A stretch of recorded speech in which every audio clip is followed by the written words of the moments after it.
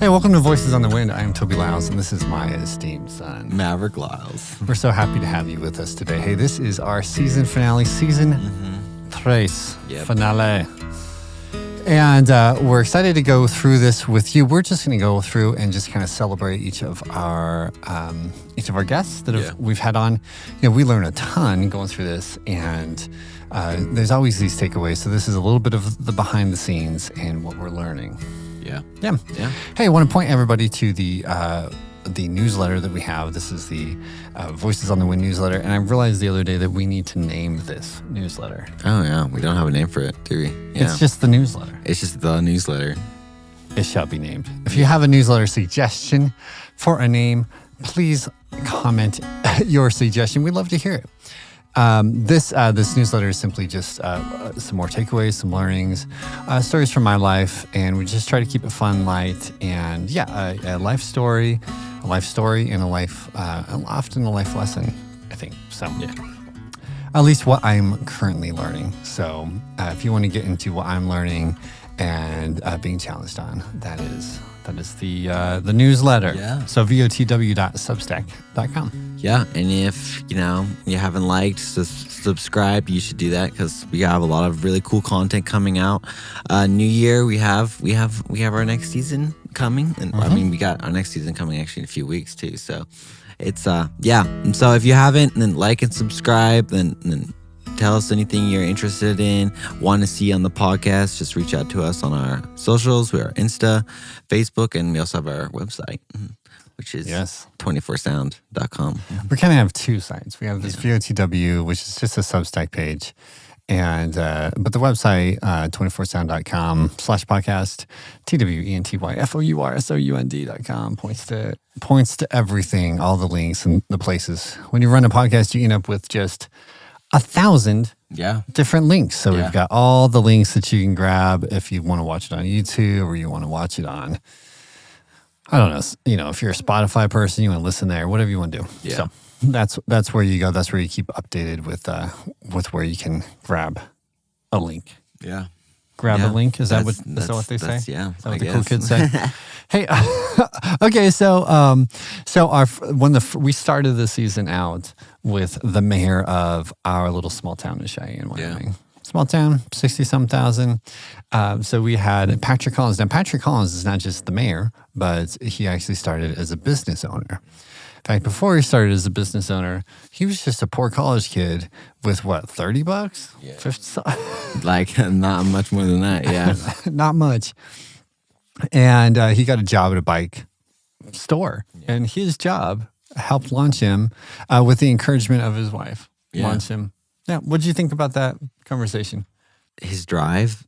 I mean, because like finding his passion. It's like, it's very easy when you got a family to support, people that you like, stuff you need to take care of, to kind of lose the passion and just like, this is what I gotta do, I gotta do this, I gotta, and like kind of get stuck in that mindset. But like and then he like reached out and like saw his passion for, being in a bike shop and started his own, which I really respect that. And I think for business owners, realizing that even it can be very easy to like be like, oh, I got to do this and this, and I can't really go out and do what I want to do. But he very much showed that you can. Yeah. And the fact that what he wanted to do ended up leading him on so many different paths. Yeah. I just love the employee to store owner to city council person to mayor. Yeah. I'm talking with somebody else right now who has a similar path, like college to entrepreneur to politician. Yeah. And so it's just a fun, not that has to be the path, but it's just the ability to follow those passions. My favorite line from him, I've said before, was that people didn't want to buy a bicycle. They were looking for a place to buy a bicycle from. I think Vontae Anderson, being a musician and turning that into a business is not easy. At least in my mind. I don't think that's easy, especially because it's a passion thing, and it can be a lot. It's a very artistic thing. It's like the starving artist is the common term for it, and just being able to have the strength to be able to make kind of your own, make it how he made his own, made that into a business, into a thriving business. He's still up and running. He's still making projects. I mean, when we were there, he had a lot of projects he's working on. He's probably picking up more projects. I thought that was really cool. And I think for entrepreneurs, I think it was a really good lesson, kind of similar to the last one, but then being able to take what you like seriously, because he stepped away from a job and then to do this, and he was serious about it, because he's like, this is what I need to do. I'm gonna go crazy. Like I feel like that is something that is sometimes unrecognized. It's how important it is to chase your dreams and not go crazy, because they're kind of part of it, keeping them the sane person. So I don't know. I thought that was really cool. Yeah, I enjoyed that about Vante, that he took himself seriously. I think I love his the community aspect, that he collaborates with people over and over and over again, and he's always looking for other people to grab along the journey. Trying to do things by ourselves is near impossible. Especially as an artist, it can be easy to do by yourself. Especially as an artist, but we really need that community, and that community is what has helped him prosper and connections. So we need people. So he instead of just doing this by himself, smart enough, he could have just gone to his job and just done his DJ thing at night and posted online or whatever, and tried here I make beats. But he started working with people. He starts going to events and trying to put on events, and then, of course, he does the same thing with the studio. So, pretty cool. Good job, Vante. Thanks for being on. And we, of course, wish the best for you. If you don't know what you're going to record, because somebody needs to record something. Yeah. Vante Anderson, Wyoming Waves. Next up was Brad Koch. Now, Brad got his own couple of... He got two episodes. It's not a big, not everybody gets 2 episodes. No.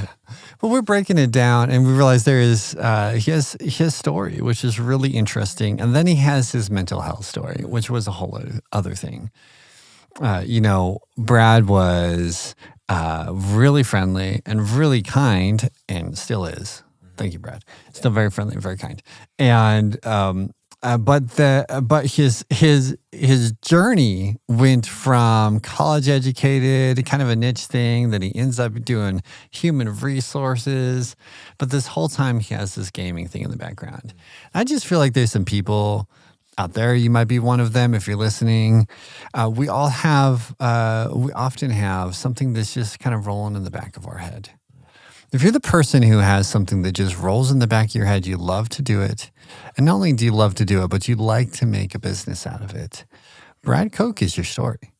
He took what was just sitting there. He tried human resource. I mean, not that he did poorly. He did very well.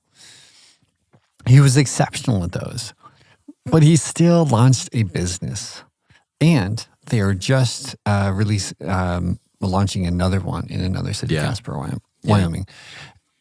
What a cool story. Yeah.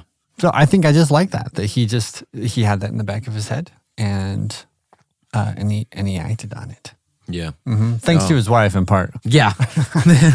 Well, and I think that is a very important aspect, is realizing that obviously it can be easy, to just be like, I gotta do it, and then realizing that other people, putting other people in your life who will encourage you is really important.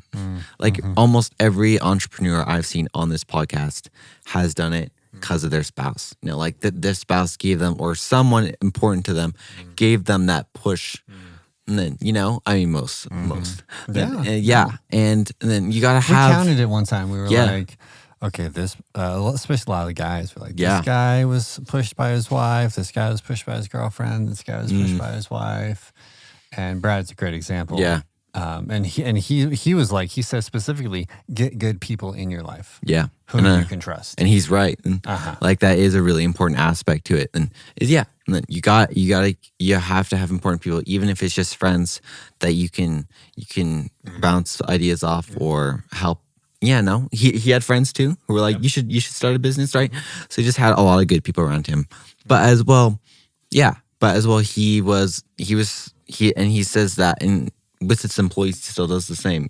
He still keeps a lot of good people around him to help run his business, and I think that was really cool. And I think that but my biggest thing I think Brad does well is being aware of his strengths and his weaknesses, which is I feel like why he brings people like who are gonna help him out because he knows where he's strong at. Like he's really really creative, very smart, but then he's like sometimes there are some details that I like kind of miss, or like I can be a little judgmental, or like and when you're running a business or doing anything, having those skills to realize how strong you are, I feel like is critical to making anything, but especially a small business or a big business. Knew what he was good at, knew what he wasn't good at. And so he hired out what he wasn't good at. Yeah. And he's like, I'm good at like the creativity, the games. And so that's where he connects. That's where he pulls his strength, which is, I feel like, why the business prospers so much.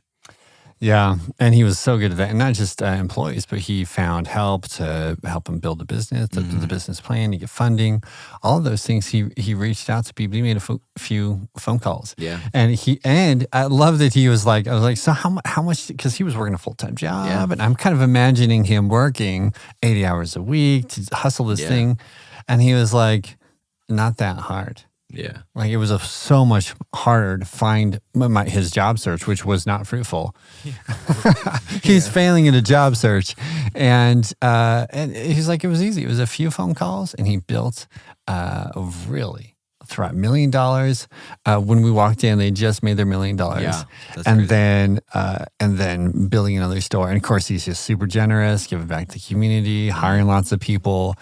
We walked in there, my wife and I, you weren't there, we walked in one night and there's just a crowd of people and they're laughing and having fun. And Brad's like, all right, folks, it's time to go to this next stage. And really, what a gift to a community that business brings. Yeah, for sure. Mm-hmm. Yeah. And similarly, Ashley Savage was our next. So we did 2 with Brad and we did 2 with Ashley. Mm-hmm. And both Brad and Ashley had an ADHD component. Mm-hmm. Do you want to talk about that?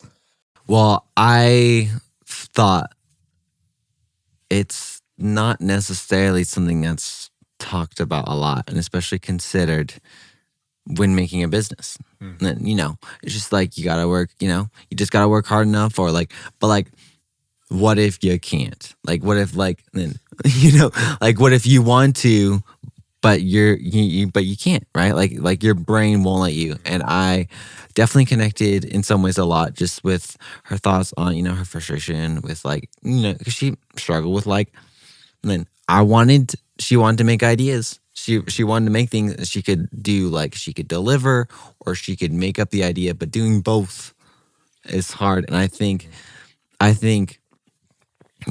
considering that, and then, like maybe there are other facets to it when struggling besides just you're lazy or you're, like that's not necessarily the entire picture. And I feel like she really painted well. Like hearing her journey helped me see how that affects, and then affects people. Because like, even I can be like that a lot as well. And then it can be very difficult for me to continue something or to finish something or to start something and finish. Then I'm better at starting than I am, but I'm also really good at finishing too if I don't start it, right? And so hearing her it was just very, it really opened my eyes to then how much your mind can play into making a business. Because if you can't rely on yourself, And if you work against you, then how can you, make something? And hearing just her walk through that, and I really appreciated her just then taking the time to just walk us through what that was like for her, and how her business was. And then looks crazy. I mean, from the outside, just like turning it into like the manor into buying a house and then turning that into like that's not something I would necessarily have anticipated for a business, but it very successful, and not only successful, but because she followed what she wanted to do, it actually was the solution. And it can be very easy. It can be very easy to not follow what we want to do, being like, oh, it's ridiculous, or oh, it's not going to actually make money, or and the fact that she did, and it was very successful and helped her. It was like the middle ground between finishing and starting. She could do both, and like finding, and then prioritizing what is important, like finding out what we can do, and not hating on that, and realizing that is we can find strength, because no one would have. I don't think normal people would have thought, let's turn a manor and turn it into like this fun craft space. But because of her, just how her brain worked, she made that, and was successful. I just really think that's important. Yeah, just amazing how her brain worked better when she was doing the business. Yeah. This is why it's so important to get to know ourselves. She does it one way, and she sabotages herself in quotes, and then she starts doing things that she's a more her personality type, and she ends up thriving a little bit more. So absolutely love that, and I appreciate Ashley. Thank you for being on. And Brad, thank you also, Brad Koch and Ashley Savage. So that's Game Masters for Brad Koch and Hollowberry Manor for Ashley Savage. Both very cool businesses, totally different businesses, but both around community. Yeah. So they're very cool. And then Patrina Pierre, another community builder. Is this our theme? I don't know if this is our theme this time around. Community building. I mean, that's pretty much all of them. Most of them, yeah. Yeah, I know. We're thinking in the future. What are the ones we're going to talk about? I remember. Patrina, we sat down in her dining room. Yeah, she made you were not there for that one, that was if you were going to be at one, you should have been at Patrina, because she made an incredible dinner. Boy, Patrina and the way that she approached business as one, risk-taking wasn't risk-taking. She understood that you can either take the risk or you cannot take the risk, and both are risks. Yeah. Yeah. She understood the risk of she was in the Air Force, and that risk of staying in the Air Force job. And so the point that if we do not move, if we're not growing, we're dying. Yeah. And she chose to grow. She chose to grow internationally. She just kept on getting wide amounts of experiences. Yeah. Both are really powerful. And she continues to do that today. Always growing, always learning, as far as I can tell. Yeah. Yeah, we probably should have some more meals with her, honestly. Yeah. Or have a meal. Multiple. That was delicious. Yeah. So I bet. If you haven't hired Patrina Pierre for your catering or gone to one of her events, it's time. Yeah. Call today. For sure. Call today. Some number that I don't remember. Yeah. Yes. Do you have any thoughts on Patrina? I mean, it's not something you would look at and you'd be like, financially, that makes sense to go from a stable government job and then to doing a cooking thing where you have some friends who do it, but there's not, from a distance, that does not look logical. But hearing her talk about how she kind of knows herself, right? But she knows that staying in the job is more dangerous, is more of a risk than going out and doing what she loves. And realizing that is it is a risk.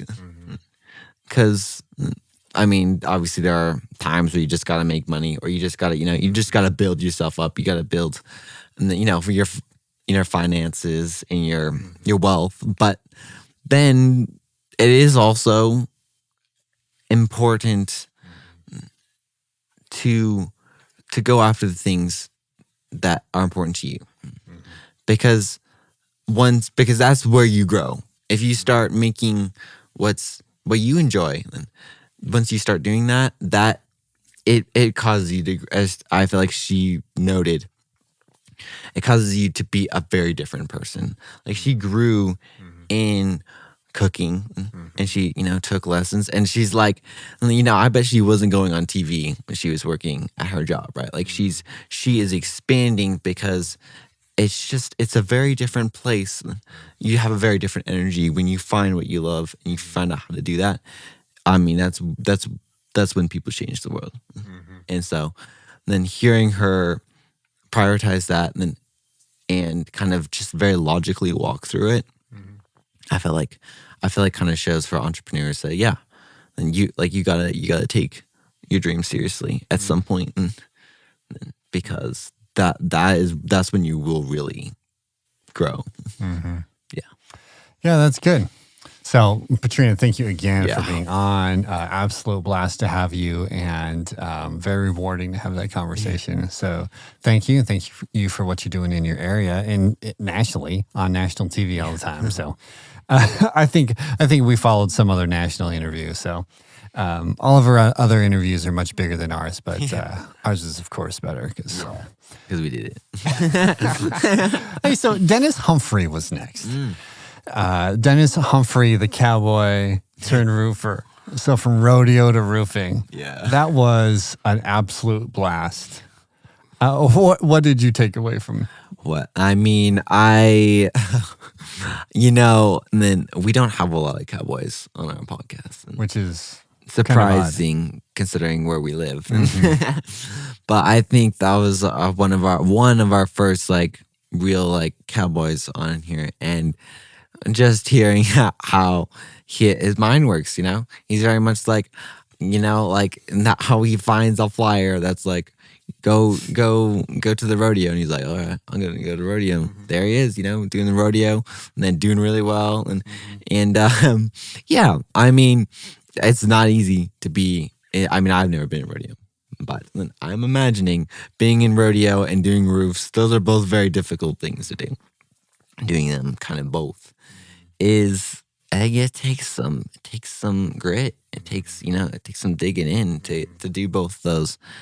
And so I thought how he's making, he knows what's important to him though. He finds the rodeo. He's like, oh, I love this. But then he makes a business out of it. And it's just kind of like, was it his mom? And that helped him. His mom funded it for a little while, and then he had a business partner. Yeah. Yeah, and he's like, I'm going to make it work. And he made it work, just like he made roofing work and rodeo work, but he creates Capital Roofing is an incredible business. It's one of the more well known, in my opinion, and then it's a very community thing. Which seems kind of anti, because it's like when you fall down, then they come back. But that's not how he approaches it. That's not where his mind's at. I think he sees it more as helping people when things crash, and he's really good at it. And the whole business, there, and then how he prioritizes and people versus business. It can be easy to forget how important that is, and so he persevered through that. He tried his own thing, and even though business is not necessarily his specialty, he still figured out how to do it. Just he's a hard worker. He's a good man, and I feel like those are important skills. You just he's like, I don't know how to do it, but I'm gonna be good to the customers. I'm gonna work hard, and then to his employees too. And I think those are strong keys. Yeah, we kept asking about business, and he kept bringing it back to character. Character. That grit, the hard work, determination, who you are. He's essentially, I'm reading, but who you are is what is the business that you build. Might be a message that he would say in a different way. And he kept on saying, just do right by the customers, work hard, consistency over time, show up again, do the right thing over and over and over, and it will be build a business.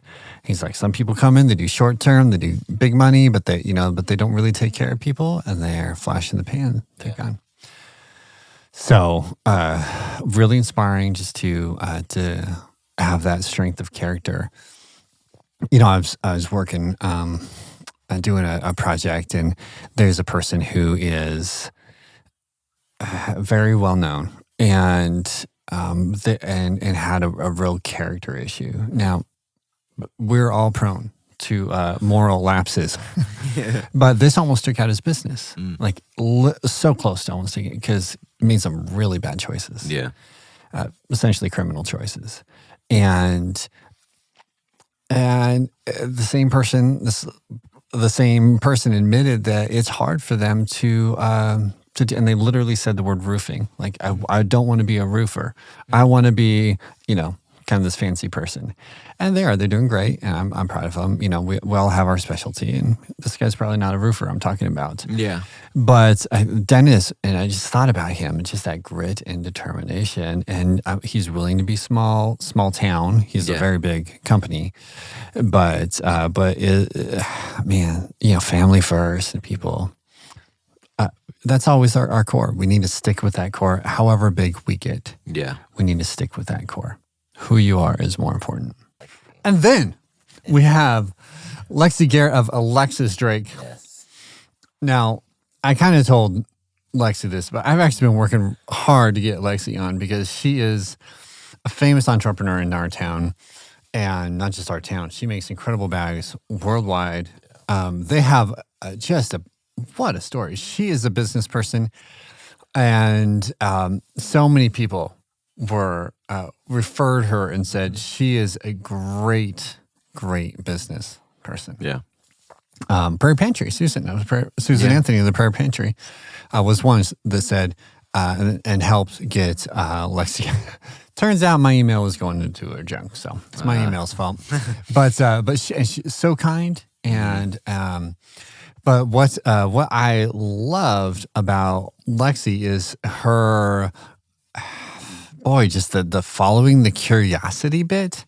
That she's just willing to make it and do it, even though she had failure after failure after failure in college, and and her college professor saying, "Oh, maybe this will fix you," but she's still just building stuff.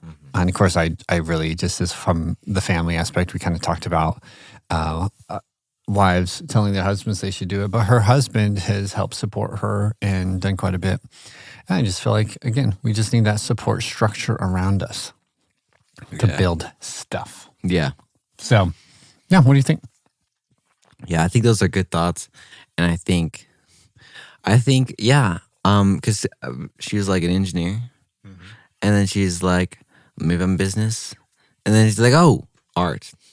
This is where I'm finding people. Of course, her version of art is different. And then as she found out, like, it's just a very, finding out how, because she's more of a logical, more like engineer, like it's like art, but it's also a science to it as well. And so like hearing how like her mind ticking differently kind of helped her make something a little bit bigger, because at first, 3D art was not something that made sense to her, but when she learned that, then how her brain worked helped her make the purses, because she got that push, but once she kind of like was like, oh, actually maybe I should make a purse, and it was like, no, actually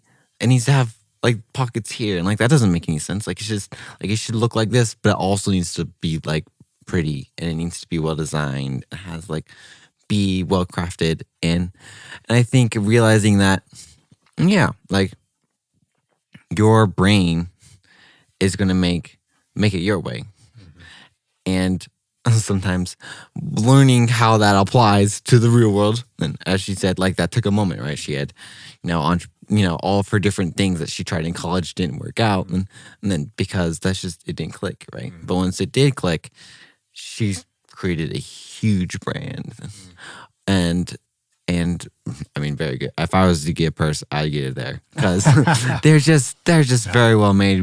I was sitting there recording and was just in awe of all of the just how the colors fit together, how it was shaped, was just very well made and very smart. And so, so I think taking the time to just have patience, to realize how you're going to make it is, once you learn how you make it, that is the best way to make it, I think, is what I saw from that.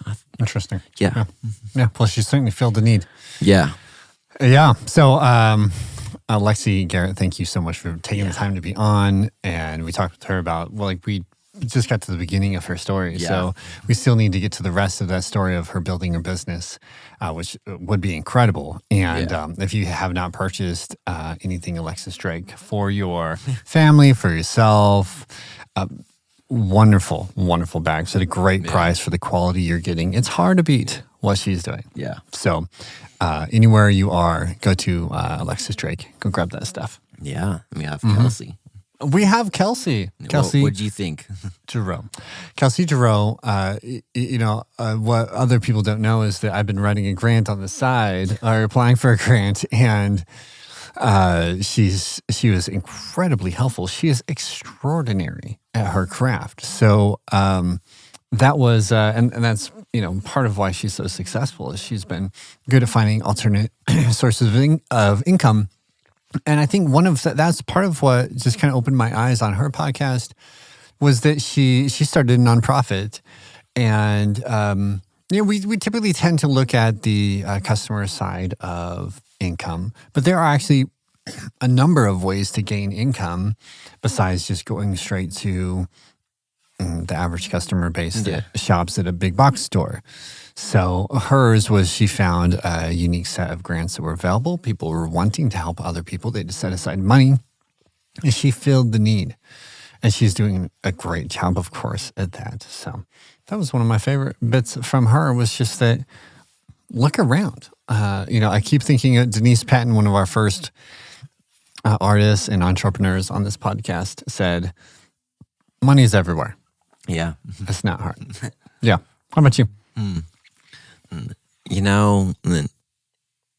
It's not easy to have faith in yourself to do something that's like, when everyone else around you is saying, like, this is what you should be doing, or that's what you should be doing, to have the grit to be like, no, actually, this is me and this is what I want to do. I mean, that's hard. I mean, I do not have that. And then I have very little of being like, no, this is me. But the internal strength, she's good at her job, but she wouldn't be here if she hadn't stepped out from her, where she had been before. And it wasn't easy. Like, everyone she knew told her no. But she knew she had to. And wow. Like, when you're talking about making a business and how hard it is, like, that is I don't know how it gets harder than that. Like, and then just the mental strain and but she did it, and it was and she was rewarded. And because now she's writing grants, and she's helping people, find what they need. And she's very caring and I feel like, because she took that chance on herself, she was really rewarded. But I think that's a lesson for other people, like, and for me too. Like then, like you gotta take a chance on yourself, and then you gotta kind of bet on yourself, then because she was like, I just knew it wasn't gonna work. I knew it was wrong. I knew this is what I need to do, and when you have that, like, like go after it, and that she did, and it worked out, and I feel like it's a real testament to, at least especially for me. Yeah. Yeah. Take a chance. Take a chance on you. Anyways, Kelsey, thank you for your help with the grant and just personally, and thank you for being on this podcast. Very helpful, and I just really like your insight. As I mentioned on the podcast, just personally, we've gone through some family issues and some community struggles, and a lot of people have, especially since COVID. And I think your story is just a really powerful example of someone still continuing to bet on themselves, even when the support system isn't there, continuing to press on. So wonderful, and what a beautiful episode. Draven Star is the last of our season. Crazy. The youngest entrepreneur for this season. Yeah. Now, we're not sure. We didn't ask exact ages. So we don't know. So we don't know if he's the youngest entrepreneur yet, but we've had a couple young ones, and he's pretty young. Yeah. He is a YouTube famous star. Yeah. Luckily, YouTube famous. And, he's got a very a unique way of seeing the world and a unique brain. As he said, the beginning, the toys that he liked to play, and then he also liked to play with, and then he also liked to look in buildings. And, not everybody does that when they're a kid. So he saw the world, seems to see the world uniquely and differently. And that's when you're thinking about what you want to do. In fact, somebody just said to me yesterday, they said something like, their idea just wouldn't be widely accepted because it's a little weird. Yeah. They're like, well, I'd make this kind of art, and I don't think anybody wants that. But we don't know that anybody whether they want that or not. But personally, it's really easy for me to feel like what I offer is not mass marketable. It's not what everybody else does. But Draven has showed that actually his uniqueness is his strength. And he just the way that he puts things together and thinks about the world has a strong appeal, and so he's providing a service documenting commercial properties that other people aren't willing. So what could seem as a weakness to some, I'm not saying that he has a weakness. I'm just saying that it's easy for us to feel like our uniqueness is weird or different, but not for him. He recognized that what makes him unique is actually what makes him strong. Yeah. Yeah. My favorite takeaway. Yeah, I agree. And I think he kind of demonstrates, and then that I think pretty much everyone on this podcast, on this season anyway, has I think it's just the entrepreneur spirit of just going after what you want and learning how that works with you. Like I feel like he was kind of the both, right? Like how he works and how he want to do that, like how he want to do it his way, and but also then pushing to, there's not everyone's doing that. Like it's not like there's like a huge market for it, and at least looking at it from the outside, it's not what it looks like.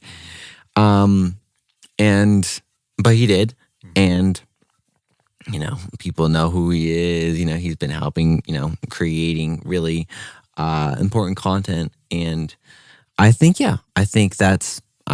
kind of demonstrates what being an entrepreneur in some ways is, of then learning how you do it, and learning what you want to do, and then just going out there and doing it and trying to find out how that makes money. And then honestly, I think making money is definitely important, but that's not always the first step in the creative process of making a business. It's true. He actually chose to produce content, and now he's making money. He chose audience first. Yeah. Yeah. Yeah, it's just a brilliant guy. So, Draven, thank you so much for taking the time and the risk on hopping on our podcast. I know this wasn't the first thing on your mind, but I really appreciate you and for coming on and for what you're doing for our community and the community, as a whole. That you're inspiring others to take action like you've taken. Anybody can access your stuff anywhere in the world, which is pretty darn cool. So, hey, I want to thank all of you listeners for hopping on with us on our season finale. Hey, I just want to encourage my takeaway from this whole season is a community. Find other people. Even Draven, he's finding other people to connect with. Find people to connect with you in your passion. Yeah. The second thing is what makes you, like we just talked about with Draven, what makes you unique? Or Alexis Drake, that company was started in the same manner. What makes Lexi Garrett unique was her strength. So find out what your uniqueness and maybe even your weirdness, how you don't fit in society. And that may be something that you can capitalize on. Yeah, I agree. Yeah.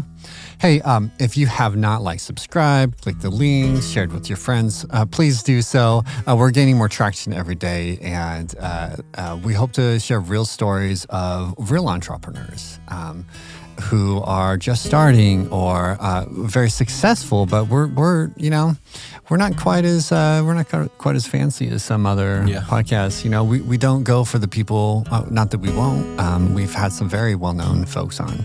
But we're not only going for those who are have 20 million followers or whatever. We're actually just trying to share real stories because I feel like real people are what inspires me, because we're all in that real place. If that makes any sense. So we're taking a bit of a risk on this podcast in not being as strategic in growing the podcast. We're choosing to grow it a little slower. And we could really use a hand if you can share this with other people. And we're also building a local community of entrepreneurs. Speaking of our connections that we're making, so that should be coming this new year, 2026. If you're listening in the past and you still haven't joined, come connect with us.